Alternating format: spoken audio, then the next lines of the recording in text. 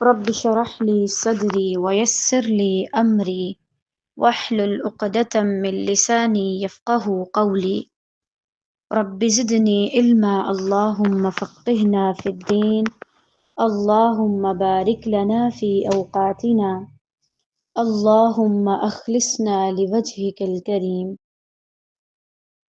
يا رب لك الحمد كما ينبغي لجلال وجهك ولعظيم سلطانك اللهم صل على محمد صلی اللہ علیہ وسلم وعلى آل محمد صلی اللہ علیہ وسلم۔ تمام قسم کی تعریفات اللہ سبحانہ و تعالیٰ کی ذات کے لیے ہیں، جو اپنے بندوں سے وہ کام لیتا ہے جو باقی لوگ سوچ بھی نہیں سکتے، جو اپنے بندوں کو ان بندوں کو کام کرنے کی توفیق دیتا ہے جن کو باقی کاموں سے محروم رکھنا چاہتے ہیں۔ وہی ہے جو سب کو اپنے خزانوں سے نوازتا ہے اور بڑھا چڑھا کر عطا کرتا ہے۔ وہ ذات ہے کہ جس کے در سے کبھی بھی کوئی خالی نہیں لوٹتا۔ الحمدللہ رب العالمین۔ ہم پڑھ رہے تھے حسن اخلاق کے بارے میں، ایک داعی دین کو جہاں پر اور چیزیں سیکھنا ضروری ہیں، وہاں اسے یہ سیکھنا بھی ضروری ہے کہ میں کس طریقے سے اپنی ذات کو، اپنے اخلاق کو، اپنی عادات کو رکھوں، کیونکہ باقی لوگوں کا صرف علم دیکھا جاتا ہے، لیکن داعی دین جو اللہ کی طرف بلانے والا ہوتا ہے اس کا کردار بھی دیکھا جاتا ہے۔ لاسٹ ٹائم ہم نے غصہ کے بارے میں دیکھا تھا، لغت میں، اصطلاح میں، اقسام کے بارے میں۔ آج انشاءاللہ ہم قرآن مجید کی آیات اور احادیث کے حوالے سے دیکھیں گے۔ بسم اللہ الرحمن الرحیم۔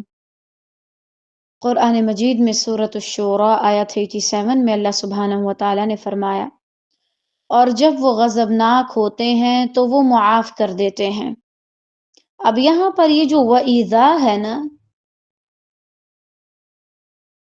ایک طرح سے یہ شرط رکھ دی گئی کہ کب معاف کرتے ہیں؟ جب ان کو غصہ آتا ہے۔ اٹس مین کہ اگر کوئی شخص کہتا ہے مجھے تو کبھی غصہ نہیں آتا، وہ جھوٹ بولتا ہے، کیونکہ غصہ ہر شخص کو آتا ہے۔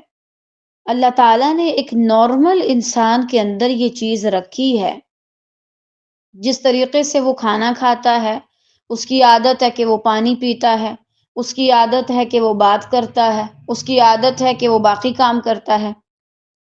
اسی طرح یہ بات، یہ چیز انسان کی فطرت میں شامل ہے، کیا کہ وہ غصہ بھی کرتا ہے۔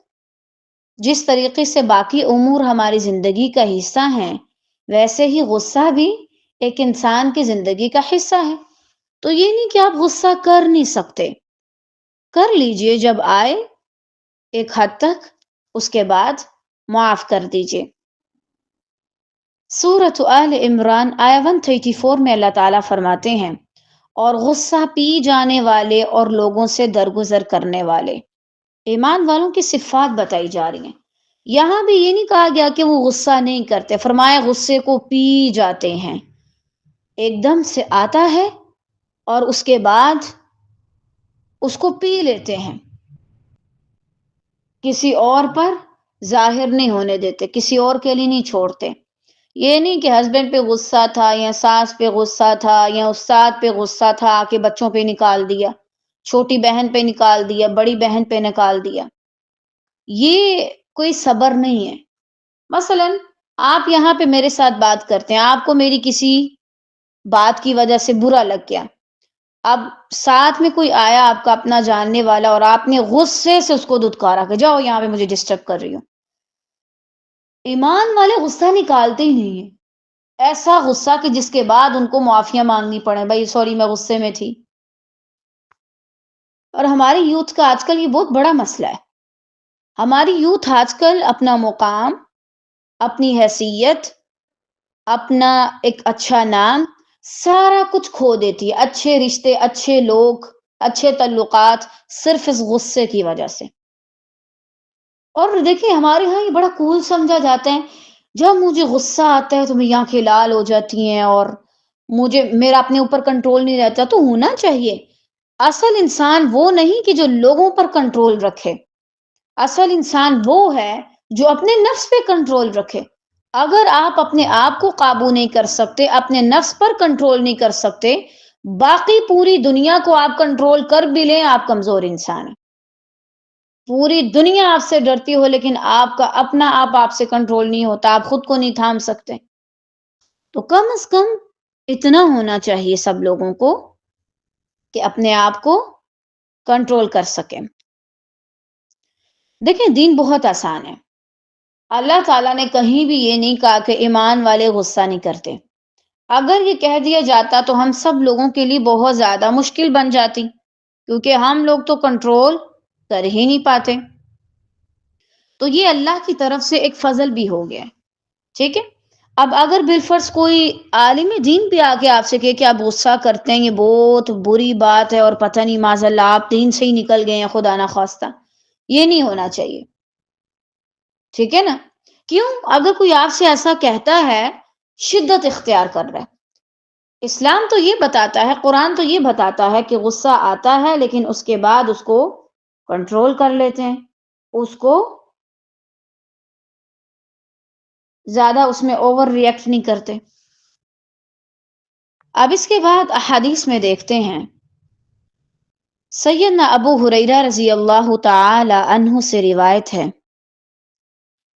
کہ رسول اللہ صلی اللہ علیہ وسلم نے فرمایا، پہلوان وہ نہیں ہے جو کشتی لڑنے میں غالب ہو جائے، بلکہ اصل پہلوان تو وہ ہے جو غصے کی حالت میں اپنے اوپر قابو رکھے، کنٹرول رکھے۔ یہ ہے اصل پہلوان، بہادر شخص۔ یہ نہیں کہ کشتی میں آپ کسی کو ہرائیں تو بھائی آپ بہت زیادہ ایک بہادر شخصیت ہیں۔ ہمارے ہاں لوگوں نے معیار بہت الگ رکھے ہیں، اللہ تعالیٰ کے ہاں وہ والے معیار نہیں ہیں۔ ہمارے ہاں کیا معیار رکھے جاتے ہیں؟ آپ کسی کو ہرائیں، لاجواب کریں، اسے بولنے کے قابل نہ چھوڑیں تو بھائی آپ بہت بہادر انسان ہیں۔ قطعاً نہیں، آپ بہادر شخص نہیں ہو سکتے الا یہ کہ آپ اپنے غصے پہ کنٹرول کریں۔ پچھلے سبق میں ہم نے دیکھا تھا نا کہ کس طریقے سے غصہ انسان کو غلط کام کرنے پہ مجبور کرتا ہے اور اس سے غلط کام کروا بھی لیتا ہے۔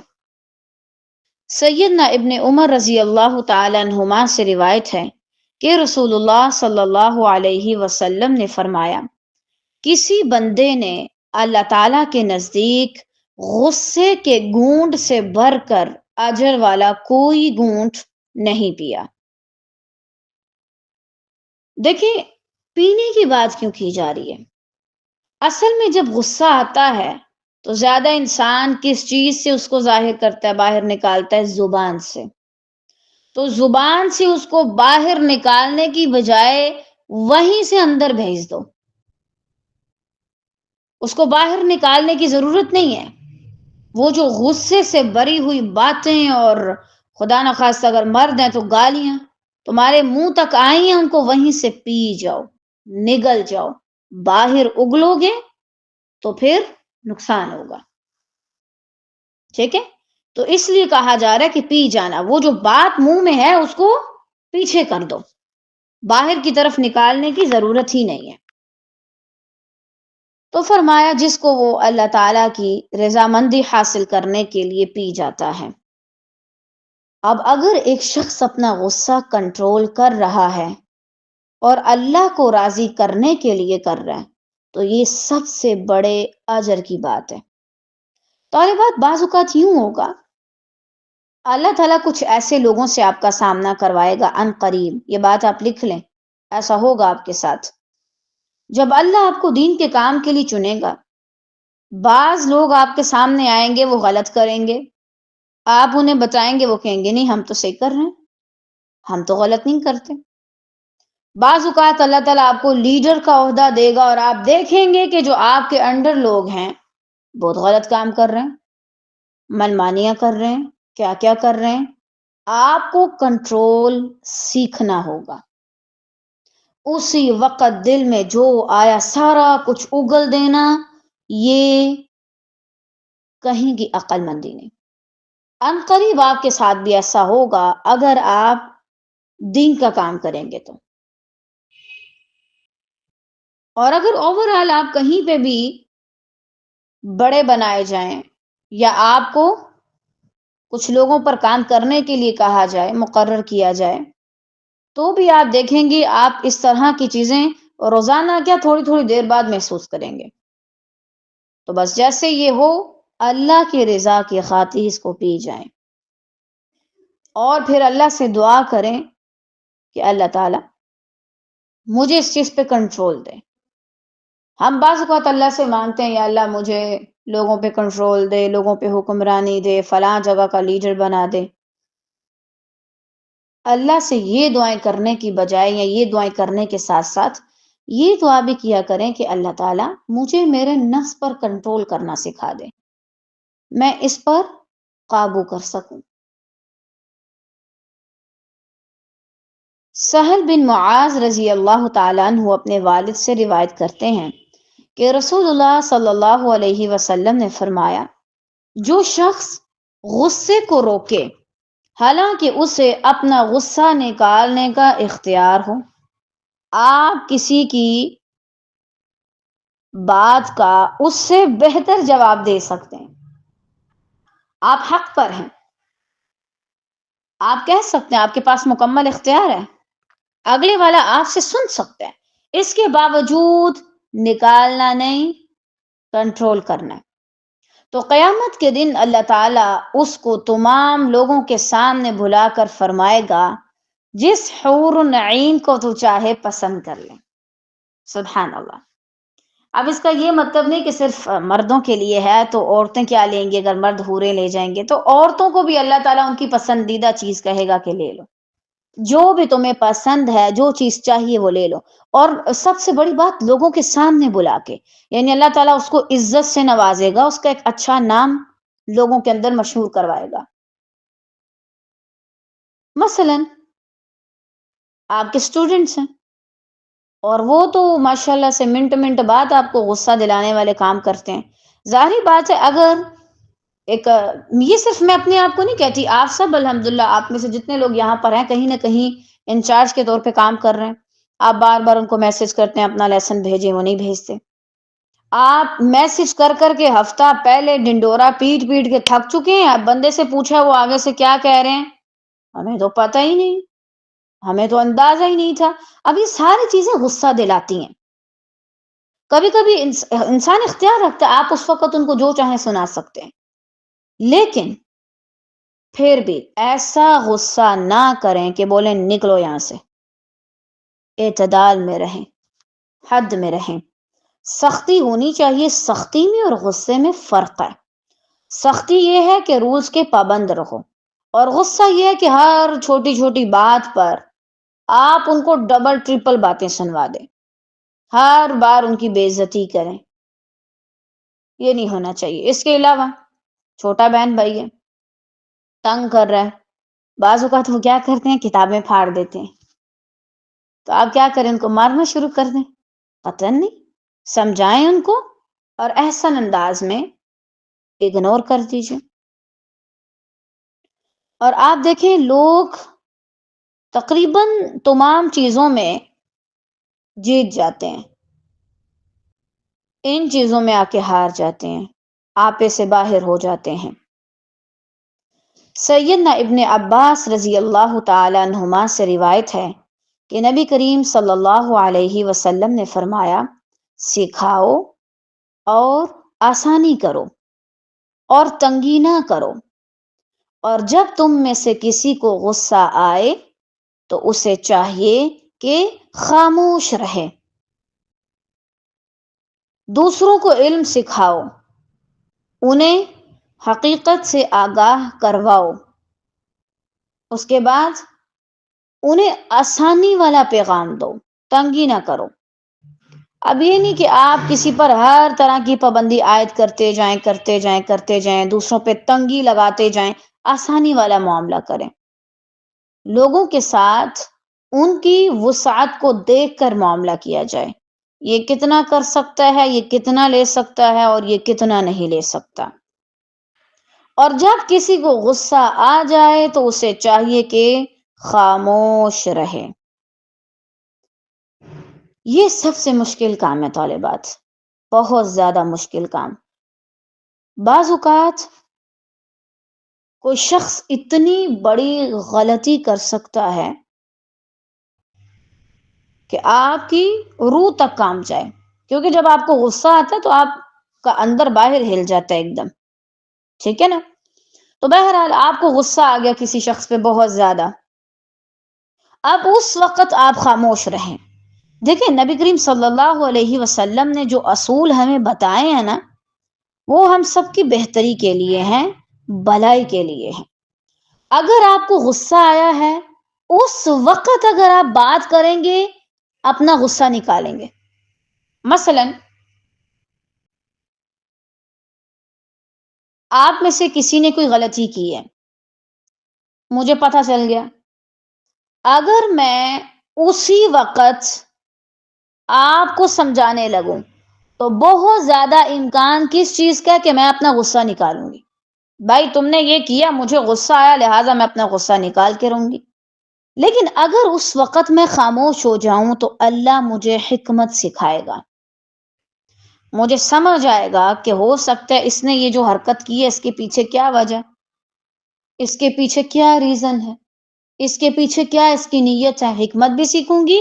اور دوسرا یہ کہ اس کے بعد جب میں اسے سمجھاؤں گی تو پھر میں اس کی خیر خواہی کر کے اس کو اچھے سے سمجھا پاؤں گی، کیونکہ اس وقت میں اس کی اصلاح کر رہی ہوں، اپنا غصہ نہیں نکال رہی۔ تو جب بھی آپ کو غصہ آئے خاموش ہو جائیں، لیکن اس کا یہ مطلب نہیں کہ آپ کسی کو انتہائی غصے میں کہیں مجھے غصہ آ رہا ہے مجھے بھی بلاؤ نا۔ اس کا بھی مطلب کہ آپ نے ایک آدھ غصہ نکال دیا، بات تو وہی ہے نا، اگلے بندے کو تو آپ نے ہرٹ کر دیا، نیچا دکھا دیا، اس وقت خاموش رہیں۔ اور یہ بہت زیادہ مشکل کام ہے، خاص طور سے وہ لوگ جو آپ کے انڈر رہ کے کام کرتے ہیں۔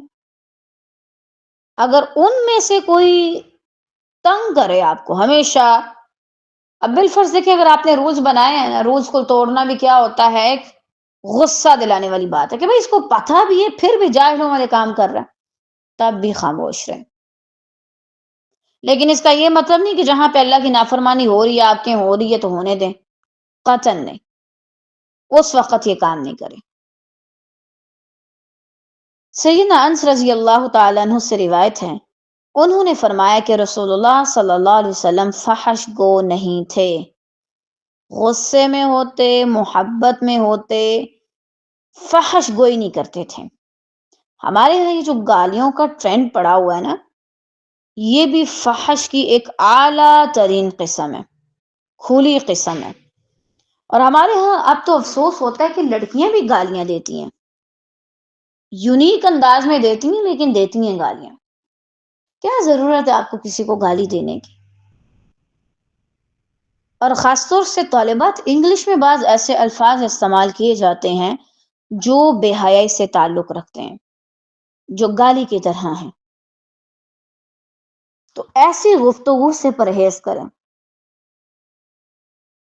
چاہے آپ غصے میں ہوں، کیونکہ ہمارے ہاں جب کوئی غصے میں آتا ہے پھر وہ بھول جاتا ہے کہ سامنے کون کھڑا ہے، اور پھر گالیاں دینا شروع کر دیتے ہیں۔ خاص طور سے مردوں کو تو اس لحاظ سے بہت زیادہ محتاط رہنا چاہیے۔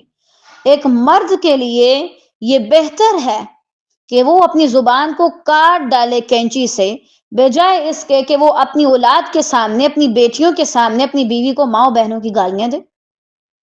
یہ کہاں کی عقل مندی اور مردانگی ہے؟ طالبات، اگر آپ کا شوہر آپ کو گالیاں دیتا ہے تو آپ اپنے ساتھ بہت بڑی زیادتی کر رہی ہیں، آپ کو اسے سمجھانا چاہیے کہ بھائی آپ کا یہ حق نہیں بنتا کہ آپ مجھے گالیاں دیں، اتنی فحش قسم کی۔ یہ آپ ہیں کہ جنہوں نے اپنے مردوں کو بڑا سر پہ چڑھایا ہوا ہے۔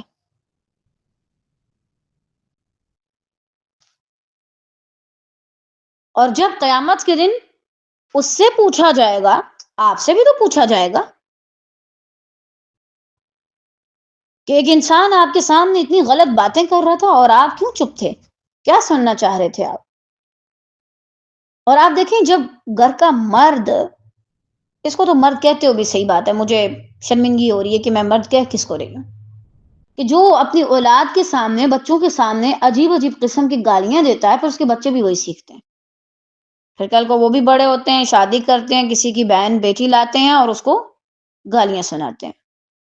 آپ دیکھیں کہ آپ کا ماحول جو ہے گھر کا، وہ کیا سکھا رہے ہیں۔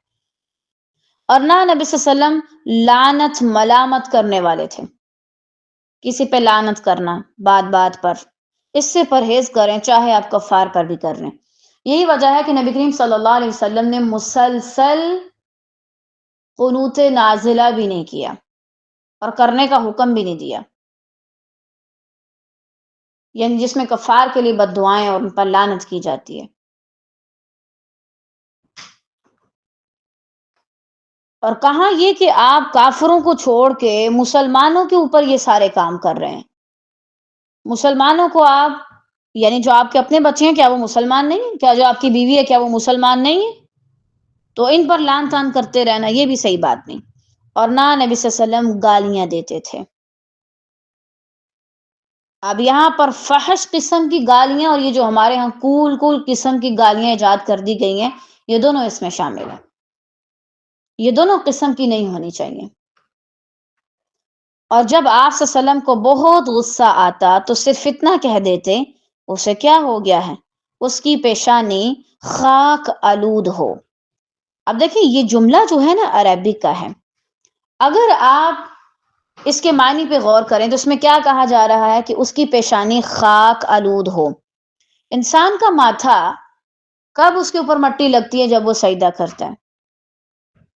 تو بعض یہاں سے یہ بھی مراد لیتے ہیں کہ یعنی وہ سجدہ کرے، یا اس طرح کی یہ اچھے کلمات ہیں۔ بہرحال یہ بد دعا یا برے کلمات نہیں ہیں، ٹھیک ہے۔ نبی صلی اللہ علیہ وسلم کو غصہ بھی آتا تو وہ صرف اتنا کہتے، اور میں آپ کو بار بار کہہ رہی ہوں، لوگ آپ کو غصہ دلائیں گے۔ آپ ایک صرف دیکھیں، بعض اوقات کیا ہوتا ہے، آپ کے سامنے کوئی شخص ہے، وہ اپنی بہت منمانی کرتا ہے، آپ کو اس پہ بھی غصہ آئے گا، چاہے وہ ٹیم ممبر ہو۔ آپ کہیں گے کیا ہے یہ بندہ، سی بات ہے، اس کو اتنی بار سمجھایا، اس کو سمجھ ہی نہیں آتی۔ یہ ساری چیزیں آپ کے سامنے آئیں گی، اور آپ کو شدید غصہ کب آئے گا؟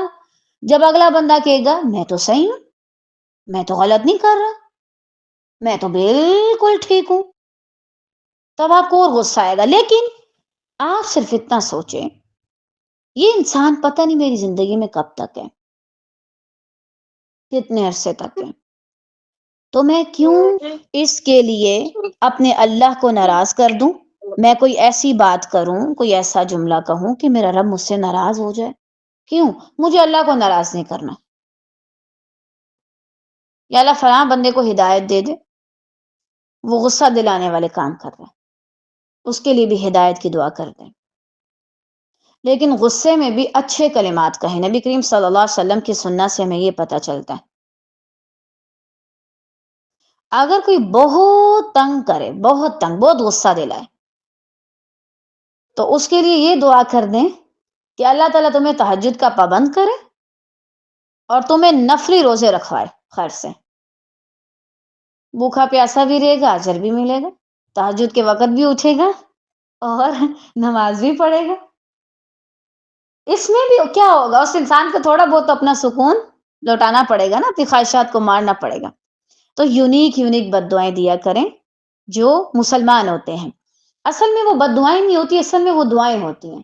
آپ دیکھیں، اگر آپ غصے میں کوئی ایسا جملہ کہنے کی عادت اپنائیں گے نا، تو انشاءاللہ کیا ہوگا، یعنی اگر آپ پریکٹس کرتے جائیں گے، پھر ایک وقت آئے گا آپ کو شدید غصہ بھی ہو، آپ کسی کے لیے اچھے کلمات کہیں گے۔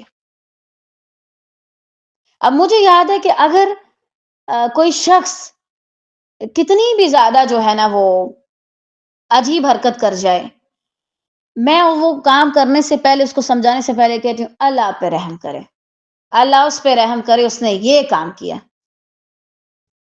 تو پھر یہ رحم ہمیں نظر بھی آتا ہے الحمدللہ۔ اچھے کلمات کہنے چاہیے۔ اب کبھی کبھی تو مجھے خود پرہیز کرنا پڑتا ہے کہ اچھا ابھی کافر کی بات ہے تو ابھی یہ نہیں کہنا۔ ایک دو بار آپ کو مشکل ہوگا، اور مجھے یاد ہے کہ عادت اتنی پرانی نہیں ہے، یہ جب ہم نے اصول الثلاثہ والا کورس کروایا تھا تب میں نے دیکھا، اللہ رحم کرے، امام محمد بن عبد الوہاب نے اپنے اسٹوڈنٹس کو دعا دی اور اس کے بعد سٹارٹ کیا، تو الحمدللہ وہاں سے اللہ تعالیٰ نے مجھے یہ عادت دی، لیکن اس نے الحمدللہ بہت زیادہ خیر دکھائی اللہ کے اذن سے۔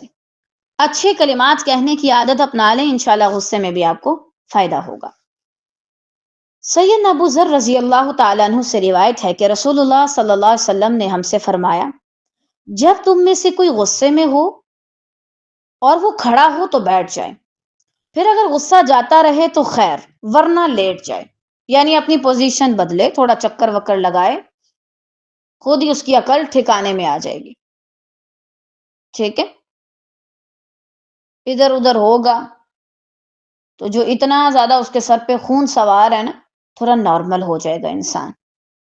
ٹھیک ہے، کیونکہ طالبات کوئی بھی شخص جو اللہ کو مانتا ہے، جس کے دل میں اللہ سبحانہ و تعالیٰ کے لیے رائی کے دانے کے برابر ایمان ہے یا محبت ہے، وہ اس قابل نہیں ہے کہ چھوٹی سی بات پہ میں اس کا منہ توڑ دوں، میں اس کی ٹانگیں توڑ دوں، میں اس کو بد دعائیں دوں، یا میں اس کو کہوں کہ جاؤ تمہیں نہ مال ملے نہ عزت ملے اور اللہ تمہیں تباہ و برباد کرے معاذ اللہ۔ وہ کوئی بھی ہو، میں نہیں سمجھتی کہ جو اللہ کو مانتا ہے، چاہے اس کے دل میں ذرہ برابر اللہ کی محبت ہو، یا چاہے ذرہ برابر محبت اس نے کبھی محسوس کی ہو اللہ کے بارے میں نہیں مانتی کہ ایسے شخص کے بارے میں کبھی بھی ہمیں ایسے برے کلمات کہنے چاہیے۔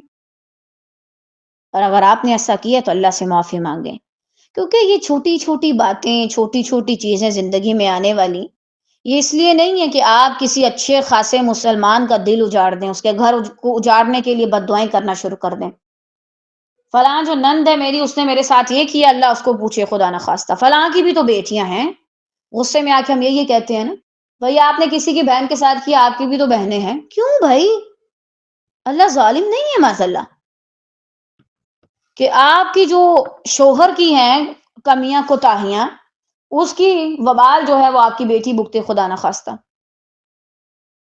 یا کسی اور مرد کی جو سزائیں ہیں وہ اس کی بیٹی بھگتے۔ لا تزر وازرة وزر اخرى۔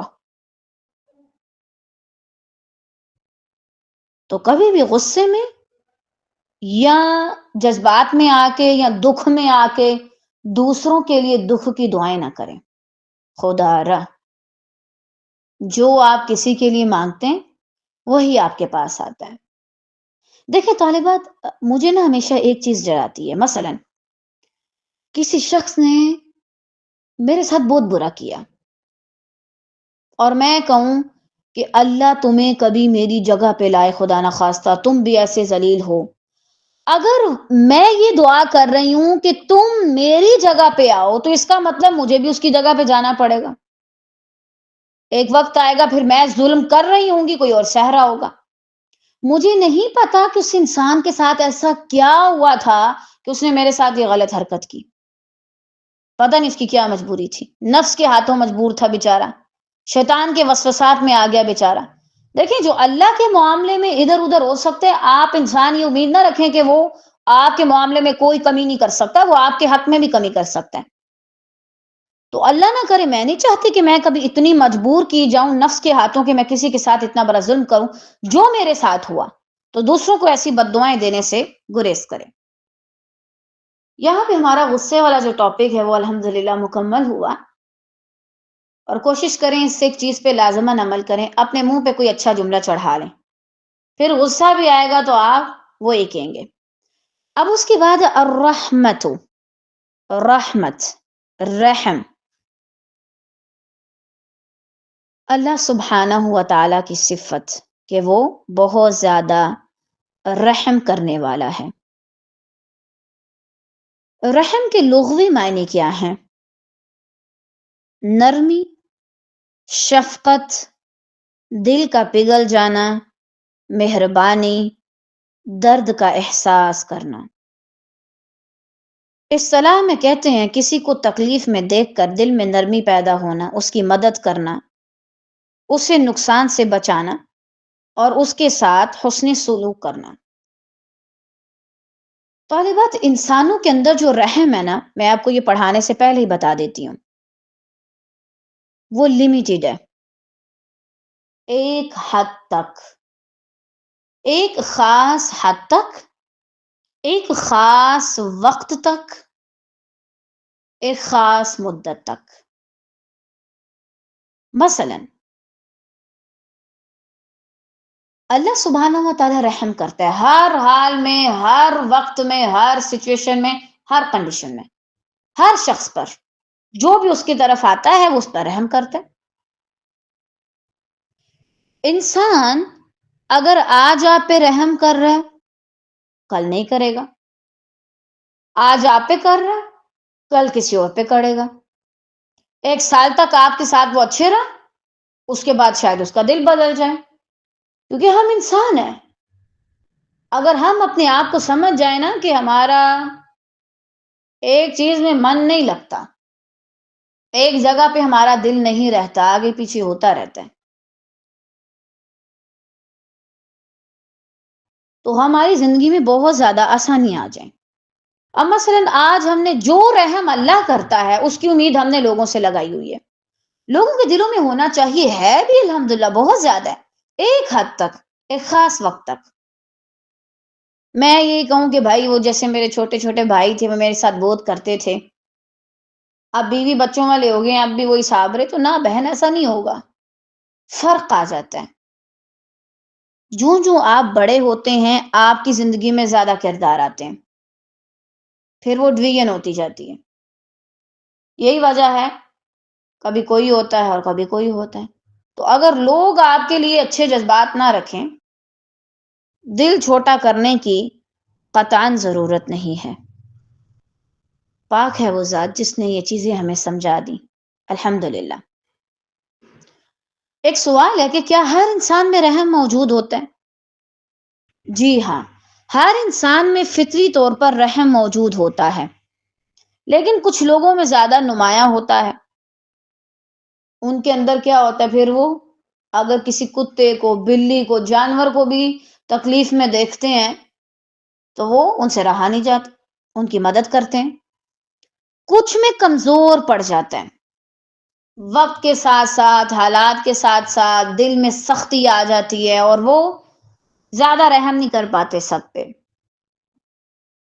گناہوں، ظلم، سنگدلی، تکبر اور خود غرضی سے رحم دب جاتا ہے۔ واقعی میں جو شخص گناہ کرتا ہے نا، وہ در حقیقت اپنے اوپر ظلم کرتا ہے، اس کو خود پہ رحم نہیں آتا، اپنے آپ کو اپنے اوپر پیٹرول پھینک کے خود کو ماچس سے آگ لگا رہا ہوتا ہے اور ہنس رہا ہوتا ہے، مستی میں ہوتا ہے، مزے میں ہوتا ہے۔ اب جس شخص کے لیے اس کے دل میں اپنے لیے رحم نہیں، آپ کو کیا لگتا ہے وہ آپ پہ کرے گا؟ جس کا خود حصہ جل رہا ہے آگ میں اور وہ محسوس نہیں کر رہا، کیا وہ آپ کا غم محسوس کرے گا؟ قطعاً نہیں۔ اسی طرح آج جو آپ دیکھتے ہیں کہ نیتن یاہو نے جتنے لوگوں کو سر عام شہید کیا ہے، تو اس کے دل، اس کو نیند کیسے آتی ہے، وہ کیسے کھا پی لیتا ہے؟ تو ظلم بھی ایک ایسی چیز ہے جو آپ کے دل سے رحم کو نکال دیتی ہے، دبا دیتی ہے۔ اللہ نے سب میں رحم رکھا ہے۔ یہی وجہ ہے کہ وحشی جانور اپنے بچوں کو نہیں کھاتے۔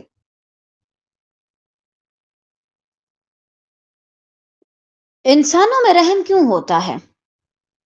انسان احساس رکھنے والی مخلوق ہے، انس سے ہے، یہ بہت جلدی چیزوں سے، جگہوں سے انسیت لگا لیتی ہے، گھر ہو، انسان ہو، کوئی بھی چیز ہو، یہ بہت جلدی انس محسوس کر لیتی ہے، اس کے اندر احساس ہے، شعور ہے۔ جتنا زیادہ انسان کے اندر احساس جاگتا رہتا ہے، اتنا ہی زیادہ اس کا سکون کم ہونے لگتا ہے۔ کیوں؟ کیونکہ احساس پھر شعور سے بھی آتا ہے نا، شعور کو بھی ساتھ میں لاتا ہے. تو جب شعور آ جائے، سمجھ آ جائے، فہم آ جائے، تو پھر انسان ایک جگہ ٹک نہیں سکتا، مسلسل کام کرتا ہوا رہتا ہے. انسان کو دوسروں کے درد کو محسوس کرنے کی صلاحیت دی گئی. درد دل کے واسطے پیدا کیا انسان کو، ورنہ عبادت کے لیے تو فرشتے بھی بہت تھے. یہ چیز اللہ تعالیٰ نے ہمارے اندر رکھی ہے. دیکھیں، جیسے میں کھانا کھاتی ہوں، میں پانی پیتی ہوں، میں بول رہی ہوں، میں سنتی ہوں، میں دیکھتی ہوں، اسی طرح میرے اندر یہ صفت ہے کہ مجھے رحم بھی آتا ہے، جس کو ہماری زبان میں ترس بھی کہا جاتا ہے. وہ الگ بات ہے کہ جب کوئی کہ اب تم پہ ترس آ رہا ہے تو ہمیں برا لگتا ہے، وہ اصل میں رحم ہی ہوتا ہے. معاشرہ رحم کے بغیر قائم نہیں رہ سکتا، اسی لیے اللہ تعالیٰ نے ہم لوگوں میں رحم رکھا ہے. رحم انسان کو جانوروں سے ممتاز کرتا ہے. ہمارے اندر ذرا زیادہ ہے، کیونکہ ہمارے اندر شعور بھی ہے نا، احساس بھی ہے. اللہ نے رحم کیوں رکھا اور کس کس مخلوق میں رکھا؟ اللہ تعالیٰ نے رحم اس لیے رکھا تاکہ مخلوق ایک دوسرے کے ساتھ زندہ رہ سکے، طاقتور کمزور کو نہ کچلے، دنیا ظلم سے مکمل طور پر خالی ہو جائے.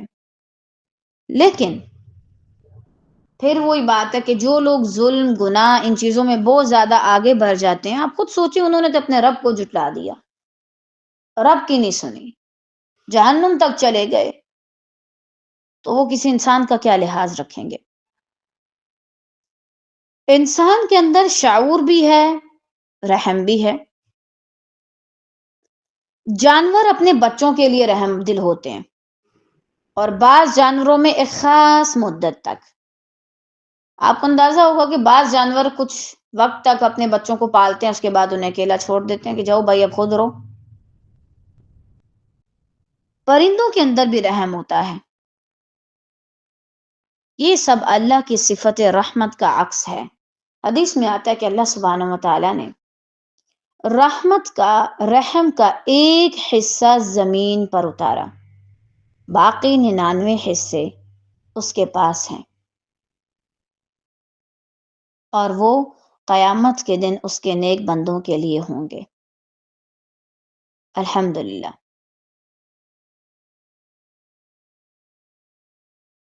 طالبات، یہ رحم ہم سب کے دلوں میں ہونا چاہیے. یہ رحم نہ ہو تو محبتیں نہ ہوں، معاشرہ ٹوٹ جائے، انصاف باقی نہ رہے، اور پھر لوگ اس چیز کی بھی پرواہ نہ کریں کہ کون جہنم میں جا رہا ہے، کون جنت میں جا رہا ہے. یہی تو ہے جس کی وجہ سے انسان یہ چیز محسوس کرتا ہے کہ بھائی مجھے دوسروں کو دعوت دینی ہے، مجھے دوسروں کو دین کی طرف بلانا ہے، مجھے دوسروں پر کام کرنا ہے. ورنہ آپ دیکھیں، اگر ایک انسان دوسرے کے لیے اپنے دل میں اچھے جذبات نہ رکھے تو وہ کیا کہے کہ بھائی ٹھیک ہے، کوئی جاتا ہے جہنم میں تو جائے، مجھے اس سے کیا. لیکن یہ رحم ہی ہے کہ جس کی وجہ سے آپ دوسروں کو جہنم سے بچانے کے لیے نکل پڑتے ہیں، اپنی نیند کو کم کرتے ہیں، اپنے سکون کو کم کر دیتے ہیں.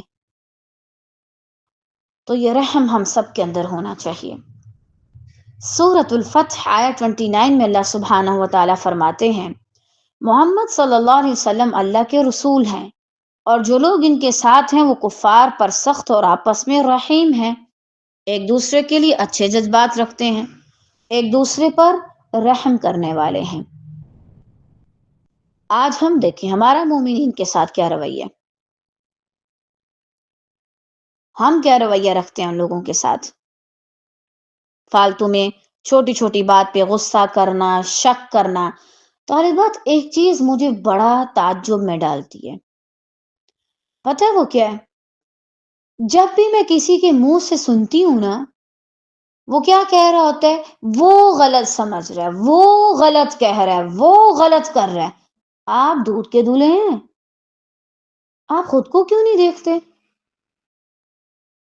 اب اگر میں نے یہ بھی بات کی ہے تو آپ میں سے اکثریت کے ذہن میں کیا آیا ہوگا کہ ہاں بھائی میں سب کے ساتھ رحم کرتی ہوں، لیکن آپ کو وہ لوگ ابھی یاد آئے ہوں گے جنہوں نے آپ کے ساتھ کچھ زیادتی کی ہے، اور آپ کو اپنا صرف رحم یاد رہتا ہے۔ ہم دوسروں کا رحم بھول جاتے ہیں اور اپنی بے رحمی بھول جاتے ہیں، یعنی جو دوسروں نے مجھ پہ رحم کیا وہ میں بھول جاتی ہوں، اور جو میں نے کسی پہ بے رحمی کی میں وہ بھی بھول جاتی ہوں۔ میں تو کچھ نہیں کرتی بھائی، معصوم جداً۔ تو آپ کو اپنے بہن بھائیوں کے لیے خیر خواہ ہونا چاہیے۔ اسی لیے میں نے پیچھے کہا نا کہ جیسے نبی صلی اللہ علیہ وسلم نے فرمایا غصہ آئے تو خاموش ہو جاؤ، کیونکہ اگر اس وقت بات کرو گے تو غصہ نکالو گے، اور اگر بعد میں بات کرو گے تو اصلاح کرو گے۔ اسی طرح اللہ تعالیٰ نے سورۃ البلد آیا 17 میں فرمایا، اور ایک دوسرے کو صبر اور ایک دوسرے کو رحم کی تلقین کرتے رہو، صبر آئے گا تو رحم آئے گا۔ کیونکہ اگر آپ بالفرض آپ کے اندر صبر ہی نہیں، بس آپ کو اپنی ذات کو نفع دینے کا پڑا ہوا ہے، بھائی مجھے یہ چیز مل جائے، مجھے یہ فائدہ مل جائے، میں یہ چیز حاصل کر لوں، یہ جو میں یہ آپ کو ماننی پڑے گی، صبر کرنا پڑے گا، پھر ہی آپ ایک دوسرے کو رحم کر سکیں گے نا ایک دوسرے پر۔ طالبات، اگر آپ لوگ بڑے دین کے کام کر رہے ہیں، پڑھتے ہیں، پڑھاتے ہیں، پورا دن کھپ جاتے ہیں، اور آپ کے دل میں ایک دوسرے کے لیے رحم نہیں، کوئی فائدہ نہیں۔ الحمدللہ، اللہ تعالیٰ نے توفیق دی ایک نئے انداز میں اپنے قریب ہونے کی، یہ خاص اللہ کا فضل ہے۔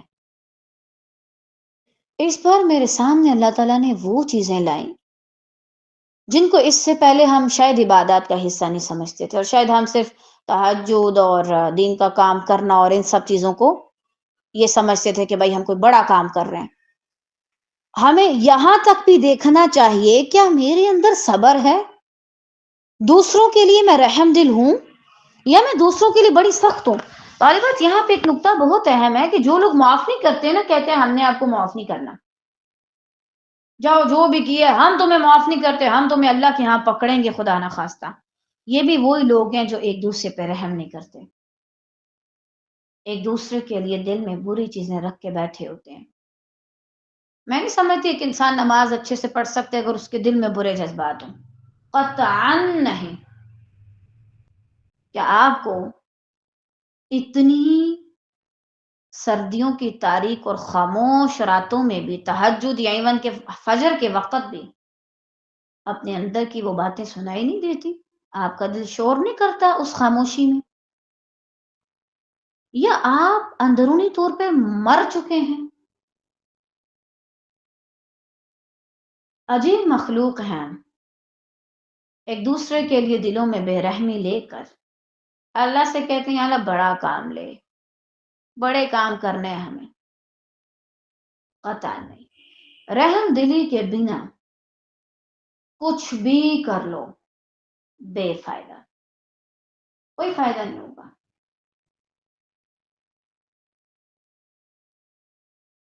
جن چیزوں کو، جن انسانوں کو اللہ نے بنایا، ان کے بارے میں اگر تمہارے جذبات اچھے نہیں تو اللہ انہیں کے ریلیٹڈ تم سے کام لے گا، تو پھر اللہ کیوں دے گا تمہیں یہ ڈیوٹی؟ کیونکہ اللہ کو پتہ ہے تمہارے دل میں انسانوں کے لیے اچھے جذبات نہیں ہیں، برے جذبات ہیں۔ تمہیں طرح طرح کے لوگوں سے، ہر دوسرے بندے سے تمہیں بغض ہوتا ہے، لڑائی پہ اتر آتے، چھوٹی سی بات ہے غصہ کرنا شروع کر دیا۔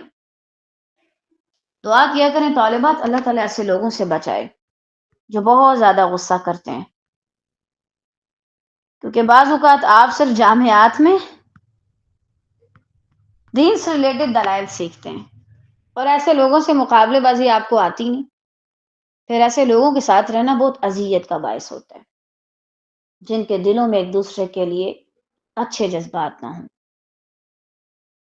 باتوں میں اختلاف ہو جائے، دلوں میں اختلاف نہیں ہونا چاہیے۔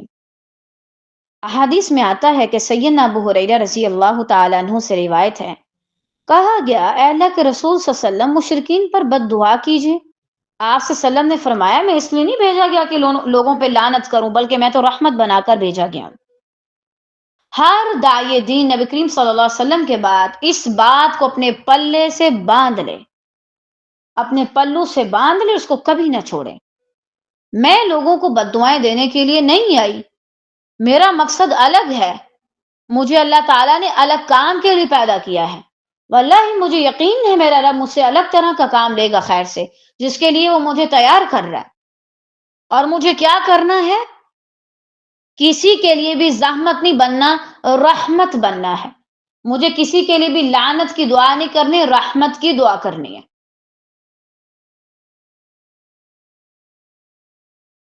اگر ہم جیسے لوگ جو اللہ کا کام کرتے ہیں لعنتیں کرنے والے بن گئے تو کفار کا اور باقی عوام الناس کا کیا ہوگا؟ اگر آپ کا اور میرا یہ حال ہوا تو نہ کہیں لوگوں سے کہ بھائی تم پہ جنت حرام ہے، تم پہ یہ چیز حرام ہے، تم پہ فلاں چیز حرام ہے، معاذ اللہ۔ بیٹھو اور آرام سکون سے بس اللہ کا پیغام دوسروں تک پہنچاؤ۔ اپنے آپ کو ریمائنڈر دیں، میں ایک داعیہ ہوں، میرے دل میں سب کے لیے اچھے جذبات ہونے چاہیے۔ جب دعا کریں مصلی پہ بیٹھ کے اللہ سے باتیں کر رہے ہوں تو ساتھ ساتھ باقی لوگوں کی بھی باتیں کریں، حتیٰ کہ اگر آپ کے اسٹوڈنٹس ہیں ان کے لیے دعا کریں کہ اللہ ان کو خیر سے نواز، ان کو بہت زیادہ خیریں دے، مجھ سے بھی زیادہ۔ لیکن ہم ہر دوسرے بندے کے چھوٹے سے عمل کی وجہ سے اس کو کہتے ہیں کہ آپ تم صرف جہنم کے لائق بچے ہو معاذ اللہ، اس کو وہیں پہ الوداع کہہ کے آگے چل بڑھتے ہیں۔ اس چیز کو اوور کم کیجیے اس سے پہلے کہ اللہ تعالیٰ آپ سے وہ مقام لے لے جو وہ آپ کو دینے والا ہے معاذ اللہ۔ سیدنا جریر بن عبداللہ رضی اللہ تعالیٰ عنہ نے روایت کی ہے کہ رسول اللہ صلی اللہ علیہ وسلم نے فرمایا جو لوگوں پر رحم نہیں کرتا اللہ تعالیٰ بھی اس پر رحم نہیں کرتا۔ اب یہاں پہ آئیں وہ خواتین، وہ حضرات جو اپنے دلوں میں لوگوں کے لیے بغض پال کے بیٹھے ہوئے ہیں اور انہیں معاف نہیں کرتے، اور اپنے منہ سے علل اعلان کہتے ہیں کہ میں بھائی ان کو کبھی بھی معاف نہیں کروں گی، فلاں بندے نے میرے ساتھ اتنا برا کیا ہے کہ میں اسے کبھی بھی معاف نہیں کر سکتا۔ قطعاً نہیں۔ اللہ تعالیٰ سے اس بات پہ توبہ کریں یا اللہ مجھے معاف کریں، میں نے اپنی کم علمی کی وجہ سے ایسے کلمات کہے، ایسا جملہ کہہ دیا۔ اگر آپ نے قرآن کا ایک حرف بھی پڑھا اور آپ نے اللہ سبحانہ و تعالیٰ کے رحم کو اس صورت میں پایا کہ جب جب آپ نے گناہ کیے اللہ نے آپ کا پردہ بھی رکھا اور آپ کو مہلت بھی دی، چاہتا تو اسی وقت زمین میں گاڑ دیتا، مہلت دی نا۔ تو کیا پھر اگر کسی شخص نے اللہ تعالیٰ کی رحمت کا ذرہ بھی چکھا ہو، محسوس کیا ہو، قرآن مجید کا ایک حرف بھی اس نے سمجھ کے پڑھا ہو، تو وہ کبھی بھی یہ نہیں کہہ سکتا میں نے اسے معاف نہیں کرنا۔ دیکھیں نبی کریم صلی اللہ علیہ وسلم کی زندگی میں ہمیں کوئی ایسا واقعہ نہیں ملتا کہ جس میں انہوں نے کہا میں نے فلاں کو معاف نہیں کرنا۔ حتیٰ کہ منافقین کو سردار عبداللہ بن ابی سلول جس نے جنگوں تک میں جا کے نبی صلی اللہ علیہ وسلم کے ساتھ اچھے معاملات نہیں رکھے، لیکن نبی صلی اللہ علیہ وسلم آخر وقت تک اس کو اپنا کرتا بھی دیا اور اس کے لیے دعا بھی کی۔ اللہ تعالیٰ نے کیسے منع کر دیا کہ آپ کبھی بھی ان کے لیے ہدایت کی دعا نہیں کر سکتے، اور نہ ہی یعنی ان کے مرنے کے بعد، اور نہ ہی ان کے جنازوں میں آ سکتے ہیں۔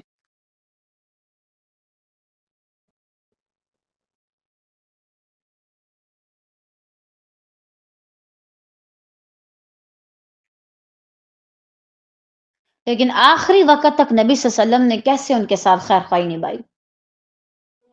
اور مجھے اور آپ کو کیا ہے، ہمارے ساتھ کیا ابھی تک کسی شخص نے ایسی منافقت کی ہے جو چھوٹی چھوٹی منافقتوں پر جو کہ ہم خود بھی کر رہے ہوتے ہیں اچھے خاصے، اس لیے تو ہمیں پتا ہوتا ہے کہ یہ منافقت کا حصہ ہے، اور دوسروں کو ایسے ویسی باتیں کر رہے ہوتے ہیں۔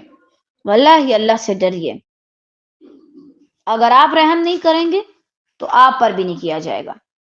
اسی طرح سیدنا عبداللہ بن عمر رضی اللہ تعالیٰ عنہ نبی صلی اللہ علیہ وسلم سے بیان کرتے ہیں رحمان رحم کرنے والوں پر رحم کرتا ہے، زمین والوں پر رحم کرو، آسمان والا تم پر رحم کرے گا، تم پر اپنی رحمت کرے گا۔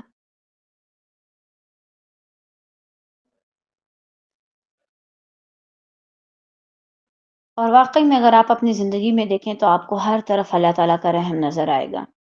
اپنے ہاتھ کو دیکھیں ذرا ایک بار، اگر دیکھ لیا ہے تو آپ ذرا اپنے دماغ پہ غور کریں، زور ڈالیں، کیا اس دائیں ہاتھ سے میں نے آج تک کوئی غلط کام کیا ہے نا؟ یہ سلامت ہے نا؟ دیکھیں ذرا اس کو موو کر کے، یہ سلامت ہے۔ ہاتھ کو دیکھیں، دماغ پہ زور ڈالیں، وہ گناہ یاد کریں جو آپ نے اس ہاتھ سے کیا، کیا یہ سلامت ہے؟ اگر یہ سلامت ہے تو کیا یہ اللہ کے رحم کی نشانی نہیں ہے؟ تو پھر آپ کیوں دوسروں پہ رحم نہیں کریں؟ آپ کیوں بے رحم ہو جاتے ہیں؟ طالبات ایک بات بتاؤں، دیکھیں ہمارے ہاں جو اتنی بے رحمی پھیلی ہوئی ہے نا، یہ غرب سے آئی ہے۔ وہاں پہ ہر بندے کو انی پئی ہوئی ہے، صحیح بات ہے، انے واہ، بس اپنی زندگی کو دیکھ رہے ہیں، نہ بیوی کو شوہر کی پرواہ، نہ شوہر کو بیوی کی پرواہ۔ شوہر کے لیے بھی آل ٹائم اویلیبل ہے، بھائی جا کے جس کے ساتھ مرضی منہ مارے، اور ان کی عورتیں بھی ان چیزوں پہ فخر کرتی ہیں، خدا نہ خواستہ۔ یہی وجہ کہ ان کے اندر کا جو رحم ہے وہ اس طرح کا نہیں، وہ انسانوں سے ہٹ کے کتے اور بلیوں پہ آ چکے ہیں بس، اور خاص طور سے بلی اور کتوں میں بھی کتوں پر، ان کے دلوں میں صرف اسی کے لیے رحم بچے۔ اکثریت میں مسلمان ایسے نہیں ہیں، مسلمانوں کے اندر ایک دوسرے کے لیے اچھے جذبات ہونے چاہیے، اور یقین کریں کسی انسان نے اگر بہت بھی برا کیا ہے نا تو اس کا اچھا وقت بھی آپ کے ساتھ ہوگا۔ وہ الگ بات ہے کہ آپ صرف اس کا برا وقت یاد رکھتے ہیں، اس نے فلاں ٹائم میں یہ کہا کیوں۔ سیدہ عائشہ رضی اللہ تعالی عنہ سے روایت ہے کہ ایک دیہاتی نبی کریم صلی اللہ علیہ وسلم کی خدمت میں حاضر ہوا اور کہا، آپ لوگ بچوں کو بوسہ دیتے ہیں؟ ہم تو انہیں بوسہ نہیں دیتے۔ نبی صلی اللہ علیہ وسلم نے فرمایا، اگر اللہ نے تمہارے دل سے رحم نکال دیا تو میں تمہارے لیے کیا کر سکتا ہوں؟ اب یہ بچوں کی بات ہے، ٹھیک، یعنی نبی صلی اللہ علیہ وسلم ان کو چوما کرتے تھے، تو انہوں نے کہا اچھا ہم تو نہیں ایسا کرتے، تو نبی صلی اللہ علیہ وسلم نے فرمایا اگر اللہ نے تمہارے دل سے رحم نکال دیا تو میں تمہارے لیے کیا کر سکتا ہوں۔ اب اس میں ایک چیز کا خیال رکھا جائے کہ حد سے زیادہ تجاوز نہ کیا جائے، ایک حد تک صرف ان چیزوں کی اجازت ہے، ایک حد سے زیادہ نہیں ہے، ٹھیک ہے؟ اور غالباً یہ چیز سب کے اندر ہوتی ہے، یعنی بچوں پہ آپ کو پیار آتا ہے، بچے پیارے ہی بہت لگتے ہیں۔ اگر آپ کے چھوٹے بہن بھائی ہوتے ہیں تو آپ نے نوٹ کیا ہوگا جو سب سے چھوٹا بہن بھائی اور خاص طور سے بھی گود میں ہو تو اس پہ بہت زیادہ پیار آتا ہے، صحیح ہے، لیکن اس میں ایک چیز کا خیال رکھا جائے کہ ان کو اتنا نہ تنگ کریں کہ وہ آپ کے رحم سے تنگ آ جائیں، ٹھیک ہے، اس میں اس چیز کا بھی خیال رکھا جائے کہ وہ بھی ایزی ہو۔ بہرحال یہ بھی رحم کی ایک نشانی ہے کہ آپ کو بچے اچھے لگتے ہوں، آپ کو بچوں پہ پیار آتا ہو، ٹھیک ہے، بچے ہوتے ہی ایسے ہیں، صحیح بات ہے۔ سیدنا ابو ہریرہ رضی اللہ تعالیٰ عنہ سے روایت ہے کہ میں نے ابو القاسم صلی اللہ علیہ وسلم سے سنا کہ رحمت صرف بدبخت آدمی کے دل سے نکالی جاتی ہے۔ اللہ عالم طالبات کہ اس شخص نے ایسا کیا کیا کہ اللہ نے اس کے دل سے رحم نکال دیا، ورنہ اللہ نے تو سب کے اندر رحم رکھا ہے۔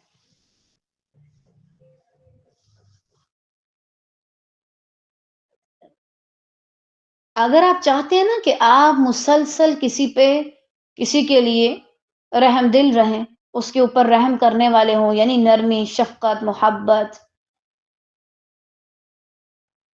اور آپ کے دل میں سکون رہے تو لوگوں کو معاف کر دیں، کبھی ذکر نہ کریں، کبھی کبھی ذکر نہ کریں۔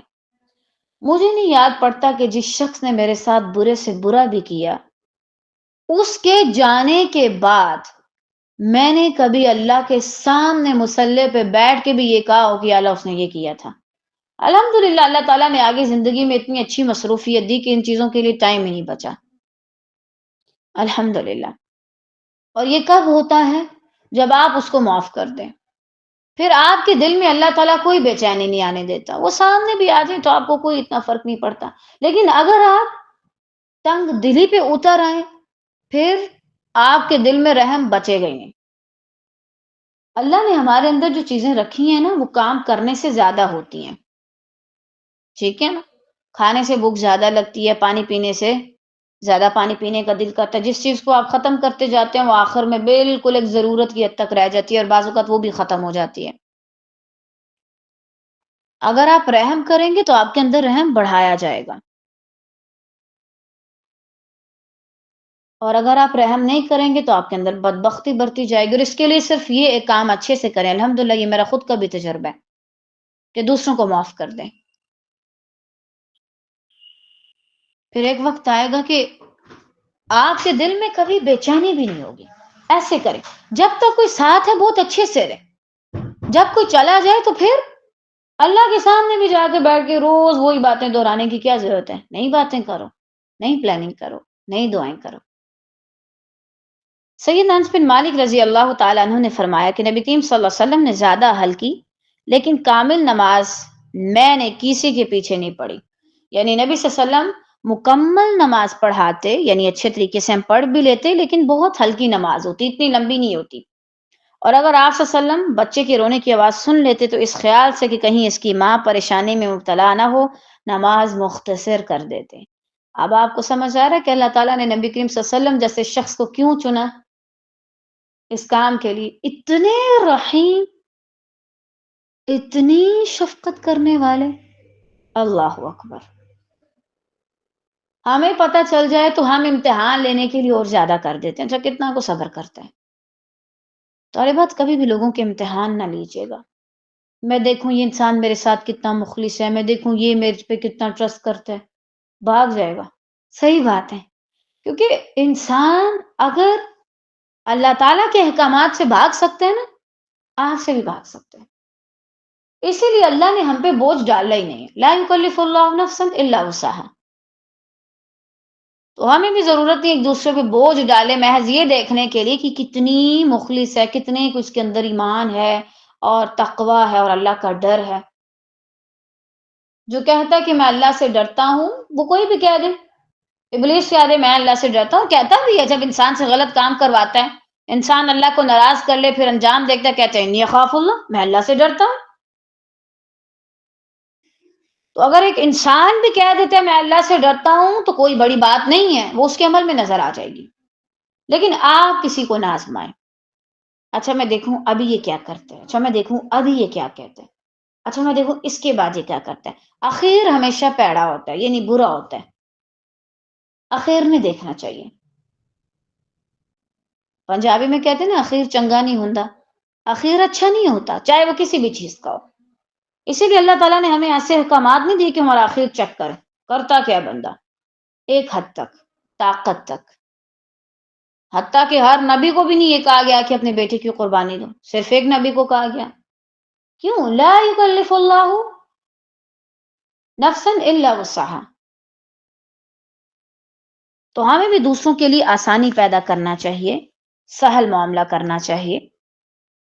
اگر آپ کو اندازہ ہے کہ یہ شخص اس کے پاس اتنا وقت نہیں ہے تو اس چیز کا خیال رکھیں، اور خاص طور سے اگر آپ کے پاس بھی، اب یہ نہیں کہ آپ لوگ زیادہ ہی مچ جائیں، یعنی اگر کوئی والدہ وغیرہ پڑھتی ہیں تو ان کے ساتھ ذرا لحاظ کریں، ٹھیک ہے؟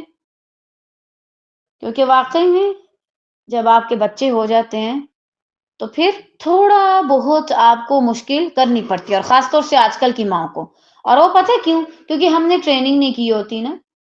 18 سال تک تو ہم اسے کاکا کہنے سے باز نہیں آتے، اور 25 سال تک تو ہم اسے بستر پہ روٹی دیتے ہیں، اور اس کے بعد پھر کوئی عورت بھی ایسی لاتے ہیں، یا اپنی آج کل تو عورتوں کو بھی ایسی ٹریننگ دی ہوئی ہے ماشاءاللہ کہ بھائی وہ کاکے والے فیس سے باہر ہی نہیں آتے، ساری زندگی کاکا بن کے گزار دیتے ہیں، حتیٰ کہ ان کی داڑھی مونچھیں آ جاتی ہیں اور حتیٰ کہ وہ بچوں والے ہو جاتے ہیں، لیکن پھر بھی تو جب ماؤں نے اس طرح کی ٹریننگ کی ہو بچوں کی تو پھر تو ظاہری بات ہے انہیں مشکل ہوگی پڑھنے میں، ظاہری بات ہے۔ لیکن اگر ماؤں نے اچھی تربیت کی ہے اور ایسے بچوں کو ٹرین کیا ہے کہ وہ خود اپنے کام کر سکتے ہیں تو یہ اچھی چیز ہے، ایسی ماؤں کو پھر آسانی ہوتی ہے، ٹھیک ہے؟ لیکن بہرحال لوگوں کی وسعت دیکھ کر پھر ان کے ساتھ معاملہ کیا جائے۔ الحمدللہ یہیں تک تھا آج کا ہمارا رحم کے بارے میں۔ اللہ تعالیٰ سے دعا ہے کہ وہ ہم سب کو بہترین رحم کرنے والوں میں شامل کرے خیر کے ساتھ، اور ہم جو بھی کام کریں اللہ تعالیٰ وہ خالصتاً آپ کی رضا کے لیے ہو۔ اللہ تعالیٰ ہمیں بہت ڈر لگتا ہے اس چیز سے، کہیں ہمارے گلے بول بول کے بیٹھ نہ جائیں، ہمارا جسم کام کر کر کے تھک نہ جائے، ہماری آنکھیں بیداری کی وجہ سے خراب ہونا شروع ہو جائیں، لیکن آخر میں ہمیں پتہ چلے کہ ہماری نیت میں کہیں کمی تھی، جس کی وجہ سے ہم اس اجر سے محروم ہو گئے جس کی ہم نے امید لگا رکھی تھی۔ اللہ تعالیٰ ہم آپ سے اخلاص نیت کا سوال کرتے ہیں، ہماری نیتوں کو خالص کر لیجئے۔ اللہ تعالیٰ اگر ہمارے ارد گرد ایسے لوگ ہیں جو بلا وجہ ہمیں غصہ چڑھاتے ہیں تو اس پر ہمیں صبر دیجئے خیر کے ساتھ، ہمارے دل میں دوسروں کے لیے اچھے جذبات رکھیے، اور اگر کسی کے دل میں بھی کینہ بغض ہے، اللہ تعالیٰ اپنی محبت کے ساتھ، رحمت کے ساتھ، خیر کے ساتھ اس کو نکال کر اچھے جذبات پیدا کر دیجئے۔ اللہ تعالیٰ آپ تو اللہ تعالیٰ ہیں نا، آپ تو کر سکتے ہیں، آپ سارا کچھ کر لیتے ہیں، آپ سے کوئی نہیں پوچھے گا کیوں نکالا، کیوں یہ چیز ڈالی۔ اللہ تعالیٰ آپ تو خود مختار ہیں، کوئی آپ کو کنٹرول نہیں کر سکتا، اور آپ کا کنٹرول ہر چیز پر ہے اللہ تعالیٰ، ہر ذرے پر، ان چیزوں پر بھی جو ہماری پہنچ سے سمجھ سے بہت دور ہیں اللہ تعالیٰ۔ اللہ تعالیٰ خیر اور عافیت کے ساتھ ہم سے راضی ہو جائیے۔ آپ نے ہمیں جو مقصد سمجھایا ہے اللہ تعالیٰ، اب اس پہ کام بھی لیجئے، اور ہمیں سمجھائیے کہ ہم کیسے اس کے اوپر بہترین طریقے سے کام کر سکتے ہیں۔ اللہ تعالیٰ ہمیں ضائع ہونے سے بچا لیجئے۔ زندگی گزرتی جا رہی ہے، اور اگر ہم دیکھیں تو ابھی بھی ہم نے کچھ ایسا ویسا نہیں کیا کہ جو ہم کہہ سکیں کہ الہی خالصتاً آپ کے لیے تھا۔ اللہ تعالیٰ ایسے اعمال ہم سے کروا لیجئے خیر کے ساتھ، آمین یا رب العالمین۔ بارک اللہ قد فیک۔ كفاني علم ربي من سؤالي واختياري